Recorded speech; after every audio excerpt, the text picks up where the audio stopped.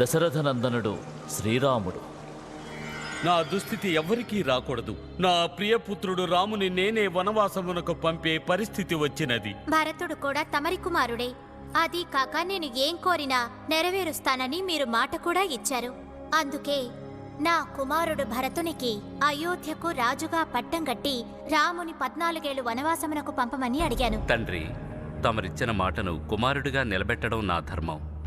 తమ ఆజ్ఞ ప్రకారం అన్నీ జరుగుతాయి. కానీ ఇటువంటి విపరీతం జరుగుతుందని నాకు ముందుగా తెలియదు.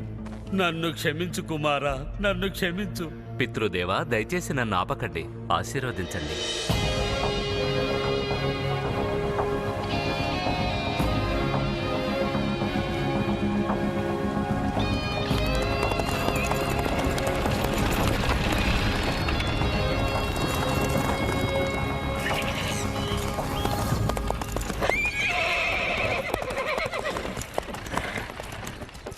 భరత శత్రుఘ్నులు ఇలా వచ్చారే?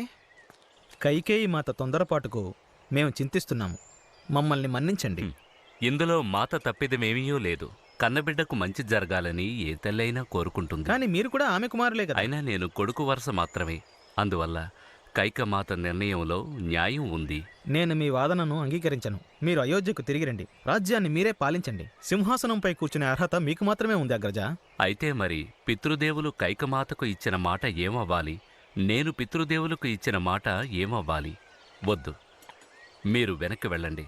నేను తిరిగి రావడం అనేది అసంభవం. అయితే మీ సింహాసనంపై కూర్చుని రాజ్యపాలన చేయటం నాకు కూడా అసంభవమే. వేరే మార్గం లేదు భరత. మార్గం ఉన్నది అగ్రజ. మీరు ధరించే పాదుకలను మాకు ప్రసాదించండి.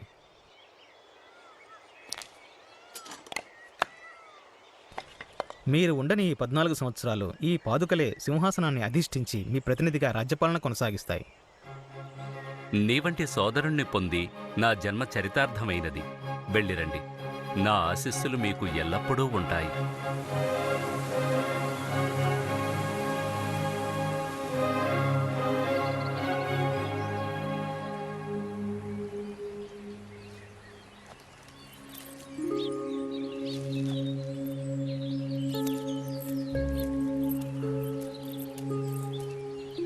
నీవెవరవు ఆర్యపుత్ర?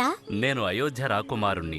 నా పేరు రాముడు దేవి. మీలో తేజస్సు అందము చూసి నేను ఎంతో ముక్తిరాలినయ్యాను. నేను మిమ్ములను మనసారా ప్రేమిస్తున్నాను. క్షమించండి, నేను మిమ్ములను ఆ ఉద్దేశంతో చూడలేదు. నాకు ఇంతకు ముందే వివాహమైనది. ఆమె నా భార్య సీత. అయితే నేను ఈమెను హతమారిస్తే అప్పుడు నన్ను వివాహం చేసుకుంటావా? దక్కని దాని గురించి అత్యాసపడకు. అయితే చూడు, నాది అత్యాసో కోరికో.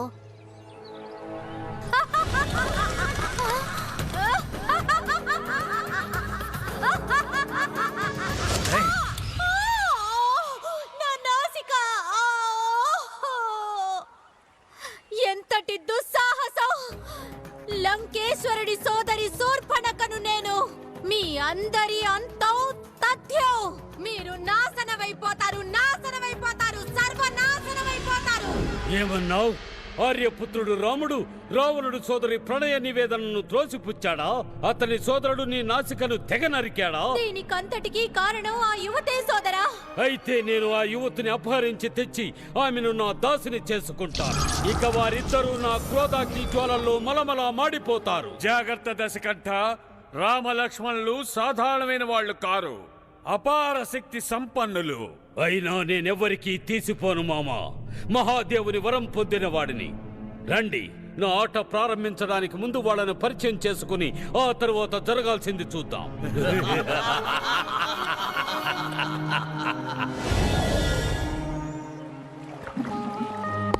మామా, నీవు బంగారు మాయలేడి రూపం ధరించి వారు నిన్ను వేటాడేలా ఆకర్షించు.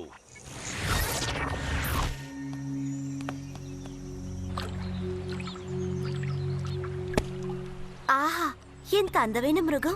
బంగారు లేడిని ఇదివరకు ఎన్నడూ చూడలేదు. మీరు దాన్ని పట్టి తేగలరా స్వామి? మొదటిసారిగా నీవు నన్ను కోరావు, తెచ్చి ఇవ్వాల్సిందే.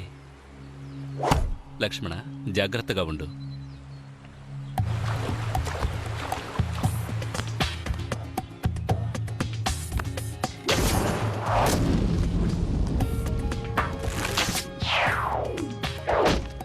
అది మాయామృగం మనసేదో కీడును శంకిస్తున్నది.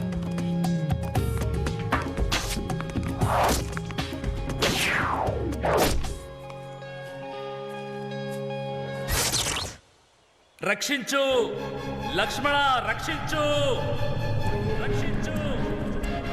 నాయనా లక్ష్మణ, వెళ్ళి వారికి సాయం చేయి. ఆయన ప్రమాదంలో ఉన్నారు.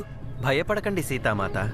అన్నగారు పురుషోత్తములు సురక్షితంగా ఉంటారు. రక్షించు లక్ష్మణ, రక్షించు, రక్షించు, లక్ష్మణ, రక్షించు. మీ అన్నగారి ఆర్తనాదాలు నీకు వినిపించడం లేదా? లక్ష్మణ, వెళ్ళు, నేను నిన్ను ఆదేశిస్తున్నాను. వెళ్ళి నా స్వామికి సాయం చేయి లక్ష్మణ. కనులు మిరుమిట్లు గొలిపే సౌందర్యం ఏమిది.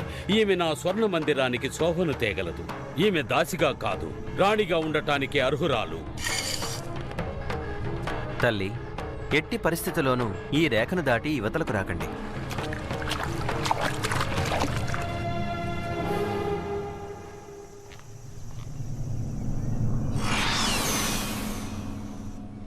భవతి భిక్షాందేహి, భవతి భిక్షాందేహి.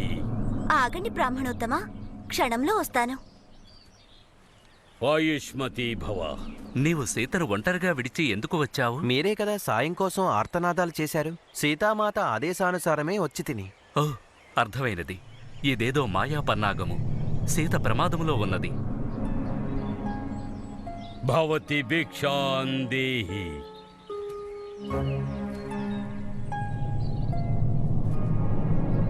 భవతి భిక్షాందేహి.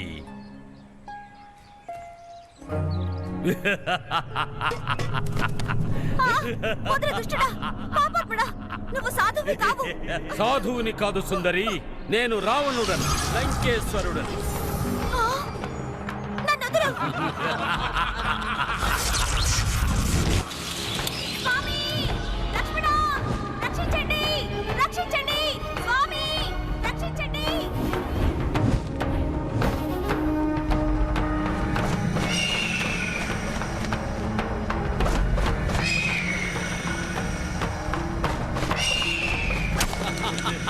జటాయువు.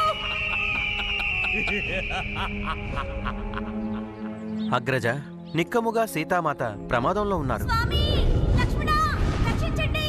సీతాదేవి దుస్థితిని నేను చూడలేకపోతున్నాను. మునింద్ర, నాకొక ఖడ్గం ఇప్పించండి. నేను వెళ్ళి ఆమెను విడిపించి తీసుకొస్తాను.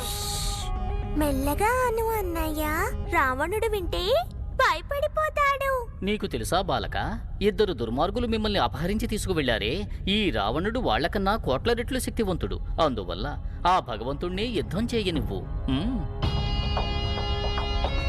అన్నయ్య చూడు, ఆహా, హనుమంతుల వారు వచ్చేసారు. ఇక ఉంటుంది అసలు కదా.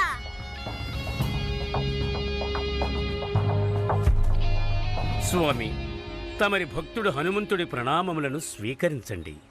మీకు సాయపడగలిగే అవకాశం నాకు లభించడం నిజంగా నా అదృష్టం.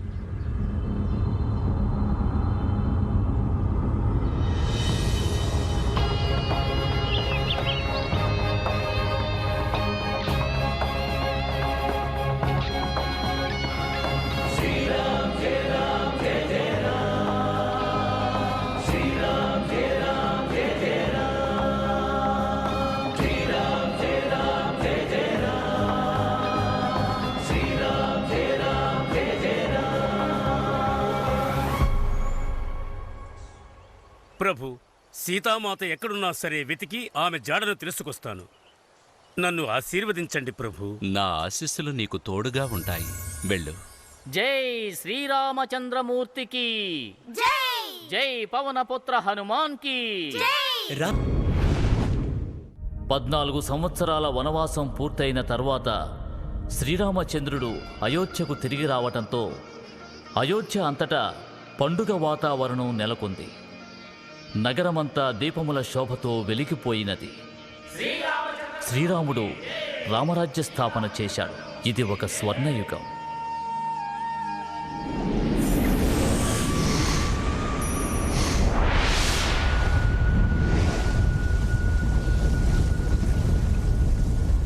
కానీ యుగం మారిన తర్వాత ఏం